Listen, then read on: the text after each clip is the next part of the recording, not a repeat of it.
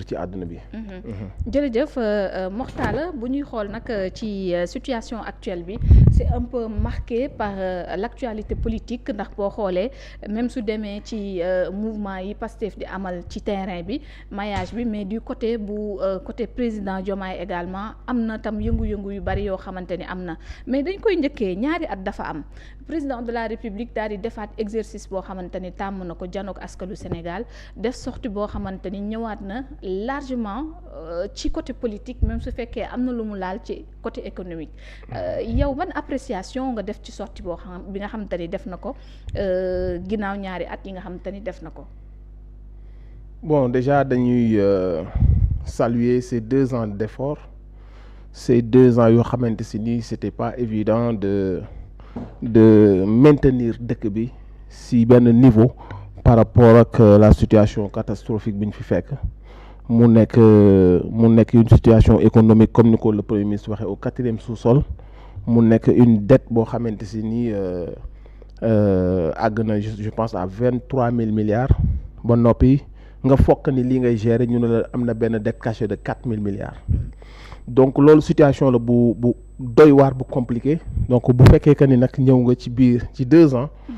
FMI téye loxoom Banque mondiale téye loxoom yéen ngeen am benn détermination am benn dogu am en tout cas la stratégie qu'il faut la rigueur qu'il faut pour mën a stabiliser dëkk bi payer les salaires wàññi dund bi et je pense que loolu c'est à féliciter et ku mën def analyse tuuti rek da nga naan kon ñii bu ñëwoon fekk les signaux yëpp verts kon si 2 ans seen bilan dina gën a am solo donc damay saluer tous les efforts qui ont été faits après bon la sortie du président il y a eu un sentiment mitigé parce que bon après jur na aussi ay coow jur na ay polémiques yoo xamante si ni ça a refroidi un peu les gens parce que dafa am benn genre une relation un peu tendue on va dire des relations avec Pastef et la coalition qui tourne autour du président Bassirou Diomaye Faye et que les propos xaw na ameen quand même refroidir un peu en tout cas les patriotes. Personnellement ndax da nga am lu la bett si attente yi nga amoon ci sortie boobu. maanaam ci clarification wala boog posture yi nga xamante ne xel yi lëndëmoon na si mu leer. ma jour boobu en fait ma décision mooy man je suis quelqu'un boo xam ni saa yu ma jullee damay ñaanal le président Bassirou Diomaye Faye ak le premier ministre Ousmane Sonko dama leen di ñaanal ci yàlla mu dëppale seen wërsëg yi mu defal seen xol yi et que mu musal leen ci seytaan ci xërëmkat yi ak njabarkat yi noonu laa koy waxee suñu borom muy dégg chaque waxtu loolu laa koy ñaane. donc man à cette sortie je m'attendais quand même à des propos yoo xamante si ni day indiwaat l'espoir ci les détenus politiques nga xamante si ni vraiment ñun gis nañ la détermination vraiment de propos doon nekk aussi luy gën a dëgëral gën a firndeel la relation grand frère petit frère qui sont les amis qui sont ak aussi ak ñu koy dëggal et tout. Maintenant il y a l'histoire de cette coalition qui est là et ça pose problème parce que aussi xaw na compliqué mais balaa ñuy poussé sax ci diggante bi relation Pastef président Diomaye moo tax yéen ngeen xeex ba lii am tey mais détenus yi da nga ci bokkoon. martyrs yi ñu ngi demandé mais question bi ñu ko posé réponse bi ndax dafa leerul ci say bët wala foofu tamit li nga doon xaar amul. non bon mënuma wax que ni photom la parce que c'est pas lui qui fait les enquêtes. Après pour man toujours bu ñuy laaj des comptes moom lañ koy laaj parce que moom moo nekk le président de la République. Ah oui. moom la ñuy laaj toujours les comptes. Mais ce qu'on peut comprendre mooy c'est pas lui qui les détermine. léegi nag c'est de sa volonté à lui mooy le président de la République moom ci boobu wax na ko détenu politique la et que l'histoire est très récente gis nañ fi dëkk yu mel ne fële li xewoon RDC. ci 3 mois def nañ enquête policiers yi reyoon 53 personnes ñoom yëpp tëj nañ leen fii on a vu des vidéos policiers yi nekkoon ci secteur boobu xam nañ heure boobu noonu ñan ñoo leen yabaloon ñan ñoo nekkoon seen chef sur le terrain yan PV leen signé loolu normalement ça doit se savoir les nervis qui les prenaient. Les nervis am na ñu ci xam am na ñu ci ràññee ñi yoroon seen oto di mbëkk xale yi moi je veux dire il y a tellement d'éléments qui sont là que si au bout de 2 ans ñu ngi def ay enquêtes ñu ngi déglu et qu'il y a rien de concret day xaw a laisser entendre benn certain manque de volonté. Même si du loolu la ñuy taxé ñun le président de la République, mais en tout cas au niveau de ceux qui font les enquêtes, man personnellement j'ai du mal à comprendre comment ça se fait ba léegi ñuy traîner, comment ça se fait ba léegi nii liñ fi doon dégg gis nañ tey aujourd'hui le dossier des armements yu jëm kaw. Mais man les nervis, le numéro 9, les armes de guerre, ceux qui heurtaient leur voiture de manière volontaire ci ay xale yu ndaw, mais loolu dañ ko war a leeral. loolu dañ ko war a leeral les juges yi fi nekkoon di jàpp nit ñi nu mu leen neexee di abuser ci seen statut de juge di yóbbu nit ñi mandat de dépôt di yóbbu ay procès yoo xamante si nii di requalifier ay affaires jël Sénégalais ku reetaan ñu tëj la 6 mois, mais loolu yëpp Sénégal on ne peut pas avancer avec ces gens qui nous ont fait tout ce tort là, parce que bu fa éthique nekkul, bu fa éthique et déontologie bu fa amoon loolu du nekk, parce que loolu dañ ko doon def au service d'un parti politique. Donc ça a causé les dégâts que ça a causé. Tey jii nii su may dégg sax le monsieur le président muy wax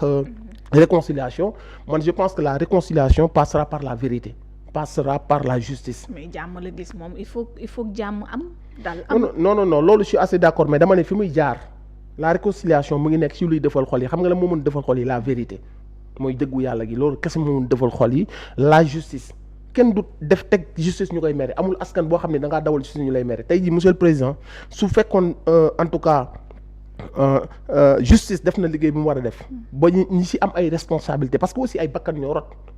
On n'a pas besoin de faire semblant wala boog de faire un semblant de jubóo ak des gens yoo xam ne c'est des assassins, des gens yoo xamante si ni garder le pouvoir daf leen jaraloon ñu jël ay décisions, parce que ça ce sont des décisions extrêmement graves et criminelles que de prendre des armes, donner ça à des citoyens sénégalais qui n'ont pas cette prérogative d'avoir la violence légale sur les gens. Yoroon ay yat, ñeneen ñi yor ay armes de guerre,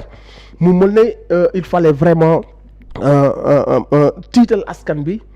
pour que yéen fa ngeen bëgg a dem ngeen mën faa dem. Donc je pense que jubóo mënul am ci diggante boobu noonu. Et man sax su may dégg jubóo man daf may xaw a, parce que man si supermarché wala dara def fa ay courses, mais ñu sanctionné ko par ça, wala mu jël benn montre venant d'un homme d'affaires ñu xalaat que ni affaire conflit d'intérêt dafa am, ñu sanctionné ko par ça. Mais là on parle de plus de 83 morts.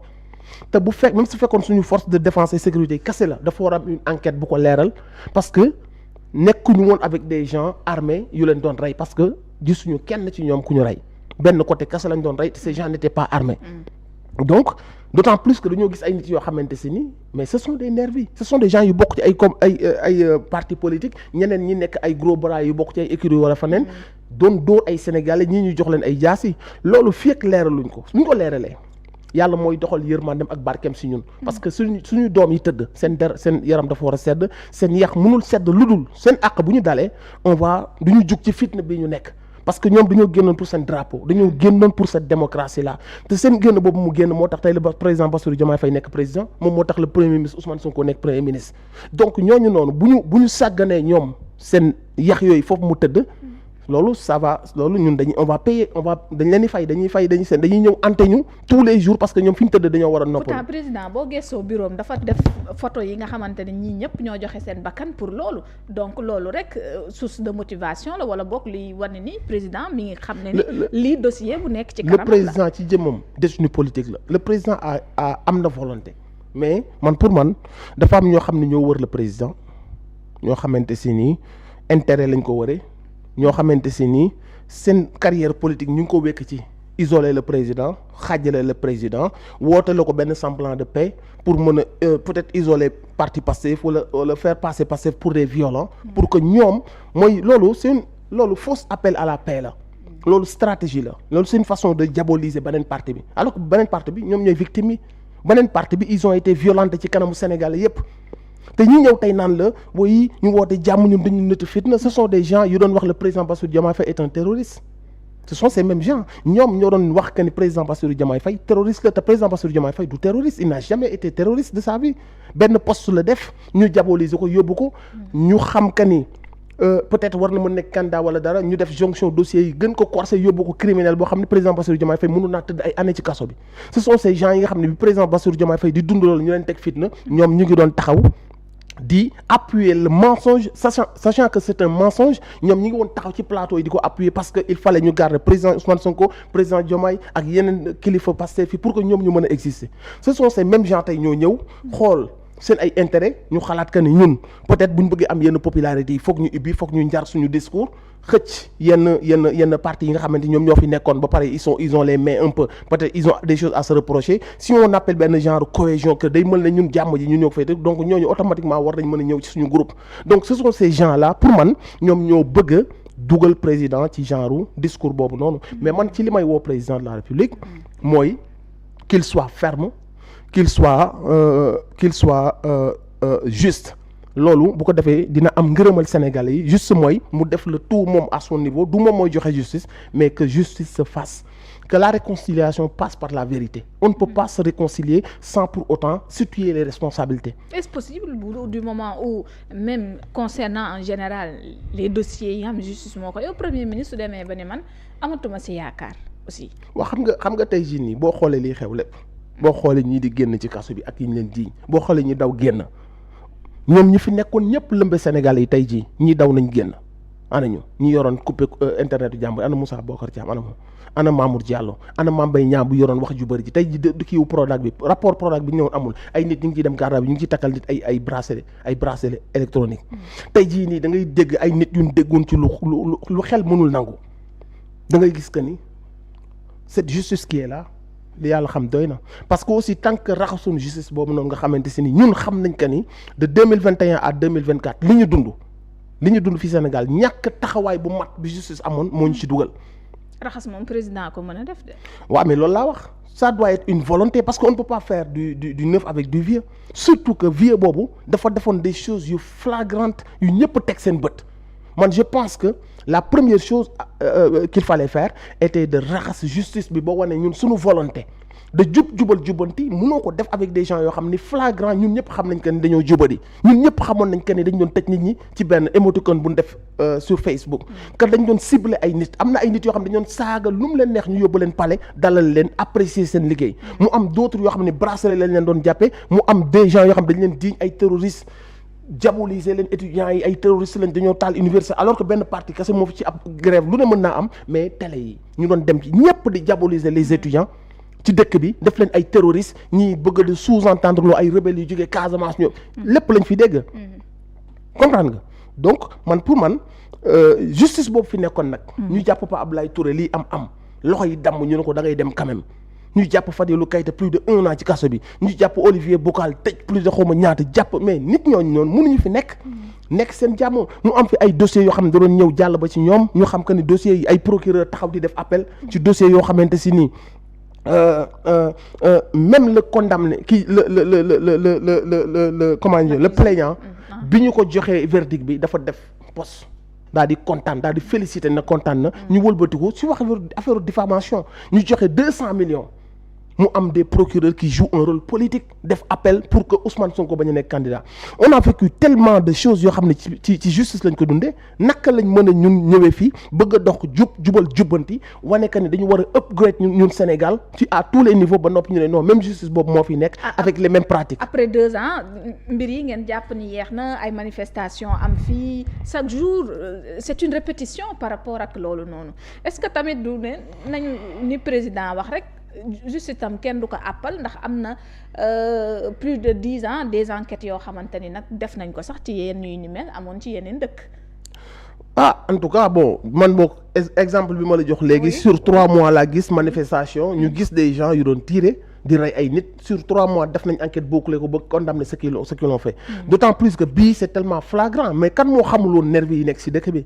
kan moo xamuloon fii fi ñu toll enquêteur bi doog a ñëw sur le terrain bu bëggoon jàpp nervi yi xam ni mu leen di jàppe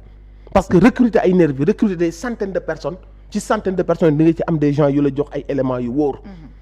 te bu boobaa day xaw a niroog manque de volonté te ñun looloo taxoon ñuy xeex looloo taxoon booy tayle seen bakkan looloo taxoon à perdre plus de 80 personnes loolu moo tax ñu tëdd ci kaso yi ay at loolu moo tax réew mi déchiré wu nekkoon à terre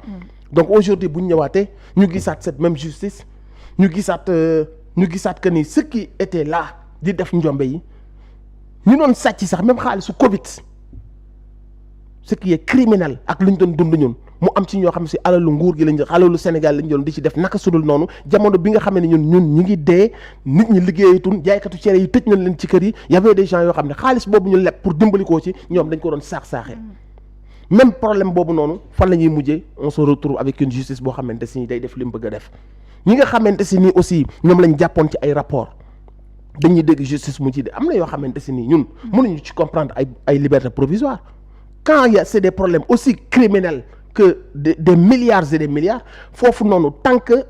amul jugement man pour man Sénégalais yi nekk ci kaso bi mérité liberté provisoire mooy ñi ñuy toppee ay détails mais les gens yi nga xam si ni alal ji waroon defar suñu hôpitaux yi alal ji waroon a def xëyu ndaw ñi alal ji waroon tax ñu mën a dund ñun décemment ñoom ñoo ko jël dugal ko ci seen ay compte bancaire ñeneen ñi jël loo xamante si ni lii dalee leen une seule personne mënul am cette richesse là ci 10 ans man pour man boo demoon bay bàyyi nga bàyyi Sénégalais yi nga xam ni causé wuñ ñu benn tort wala ay tort yu minime lañ ñu causé ñoom sax ñoo gën a yeeyoo ñu bàyyi leen tey jii nag loolu day décourager nit ñi dañ naan on retombe sur le même système on retombe sur les mêmes pratiques kon lii moo taxoon ñuy xeex te ñun waruñu casser espoir bi nga xamante si nii moom la ñu yëkkati woon ci ndaw ñi mooy Sénégal voilà on a franchi un cap maintenant on a des leaders jeunes on a des révolutionnaires à la tête de l'État on a des gens des souverainistes on a des gens yoo xam ne ils vont couper le cordon ombilical avec les colons am nañ ay nit yoo xam ni amuñu cette obsession là du matériel image boobu ñu amoon mu doon commencer dal ci ndaw ñi nga xamante si nii man dama leen di sumil chapeau à chaque fois que l'occasion se présente parce que aussi ni ñu choisir dëkk bu ay gor nekk kasi ñooy choisir noonu parce que milliardaire taxaw na borom sant taxaw na ña daan nax suñu mag ñi taxaw nañ ña daan nax suñu baay yi taxaw nañ ñu am ay jeunes ay xale yu ndaw yuy jël seen alal di jël seen temps nekk ci TikTok bi wàcc ci mbedd yi ñii di def ay levée de fonds ay borom ambulants yi di joxe je veux dire loolu dynamique boobu ñu yëkkati loolu ndaw ñooñu loolu ñu def dañu waroon ñun bu ñu ñëwee ci nguur gi gestion bi ak rigueur bi nekk à l'image de tout ça ñu conserver loolu intact bu boobaa jeunes yi bu boobaa lépp loo leen woo ci wàllu defante jaayante muñ leen nañu yeew suñu ceinture lépp loo leen wax ñoom dañ koy mën a accepter parce que dañuy xam que dañoo nekk dans cette dynamique de révolution toujours mais maintenant suñu gisee que ni la justice traîne bu ñu gisee que ni xam nga les délinquants financiers ñu ngi ciy génn bu ñu gisee yooyu yëpp fourage boobu Ousmane Sonko wax c'est un couteau que l'on prend en plein cœur en fait. alors bu ñu jógee ci loolu parce que loolu tam ci discours